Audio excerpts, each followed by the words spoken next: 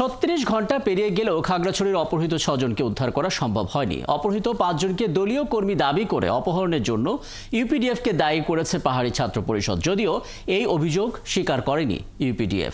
পাহাড়ি ছাত্র পরিষদের নেতারা জানান, বুধবার বিজু উদযাপন শেষে চট্টগ্রাম বিশ্ববিদ্যালয় ক্যাম্পাসে ফেরার পথে সকাল ৭টায় পানছড়ি খাগড়াছড়ি সড়কে গিরিফুল এলাকা থেকে তাদের অপহরণ করা হয়। অপহৃতদের মধ্যে ছিলেন পিসিপির চট্টগ্রাম বিশ্ববিদ্যালয়ের সদস্য ও আন্তর্জাতিক সম্পর্ক বিভাগের শিক্ষার্থী রিশান চাকমা। অন্য শিক্ষার্থীরা হলেন চারুকলা ইনস্টিটিউটের মৈত্রীময়ী চাকমা এবং অলরিন ত্রিপুরা, নাট্যকলা বিভাগের দিব্যি চাকমা এবং প্রাণীবিদ্যা বিভাগের লংগ্রিম রো এবং তাদের বহনকারী টমটম চালক। তারা মনে করছেন ইউপিডিএফ নিয়ন্ত্রিত এলাকা থেকে এই অপহরণের ঘটনা ঘটেছে, যে কারণে এই দায় তাদের।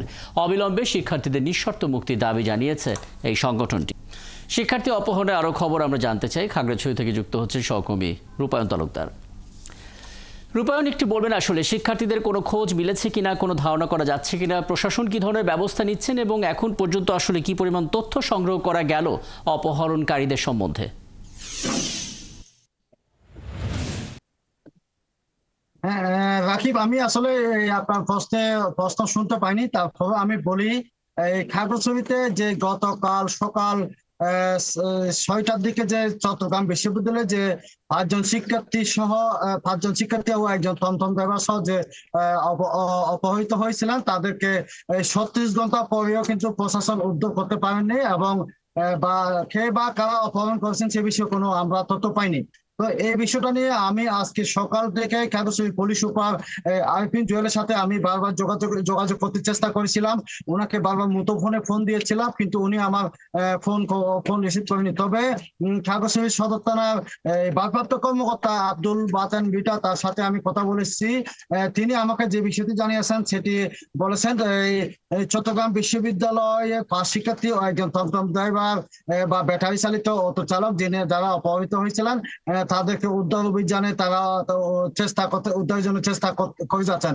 আর রাকিব, আপনাকে আরেকটা বিষয় আমি আপনাকে জানিয়ে রাখি, যে বিষয়টা হচ্ছে আমি যে ৫ জন শিক্ষার্থীর মধ্যে একজন শিক্ষার্থী হচ্ছেন যিনি নারী শিক্ষার্থী দিব্যি চাকমা, তার বাড়ি হচ্ছে বরকলে। আমরা জেনেছি বরকলে, যেহেতু আমি তার মার নাম্বার পেয়েছি, তার মার নাম হচ্ছে প্রভাতী চাকমা। আমি তার মার মুঠোফোনে বারবার যোগাযোগ করতে চেষ্টা করেছিলাম, তবে তার মার মুঠোফোনে আমি পাইনি। তবে আমি আমার সহকর্মী রাঙামাটির সহকর্মী উসিং চালাখাইনের মাধ্যমে আমি জানতে পেরেছি তার মা এই মুহূর্তে রাঙামাটিতে অবস্থান করতেছেন।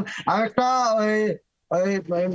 যে বিষয়টা হচ্ছে, এখানকার যারা সুশীল সমাজ বা অনেকে যারা আছেন, তারা কিন্তু চাচ্ছেন যে ৫ জন চট্টগ্রাম বিশ্ববিদ্যালয়ের যে শিক্ষার্থী কৃতি শিক্ষার্থী যারা বা যেভাবে যারা অপহরণ করেছেন বা যেভাবে হোক তারা যেন সুস্থভাবে সমাজের কাছে ফিরে আসেন। যেহেতু এই বিশ্ববিদ্যালয়ের যে ভর্তির বিষয়টি যে একজন তাদের যে উজ্জ্বল ভবিষ্যৎ সেটি যেন নষ্ট না হয় বা ভবিষ্যতে যাতে জড়িয়ে না পড়ে। অর্থাৎ নানামুখী ব্যবস্থা নেওয়ার পর বাস্তবতা হচ্ছে যে এখন আসলে ৩৬ ঘন্টা পার হয়ে গেছে, কিন্তু যারা আসলে অপহরণ করেছেন তাদের সম্বন্ধেও তথ্য সংগ্রহ করা তেমন যায়নি এবং যারা অপহৃত তাদের সম্পর্কেও আসলে উদ্ধার তৎপরতা এখনো চলছে, সেখানেও আসলে কোনো সুখবর নেই। নিশ্চয়ই পরবর্তীতে কথা হবে আপনার সঙ্গে। রূপায়ণ তালুকদার আমাদের সঙ্গে যুক্ত হয়েছিলেন।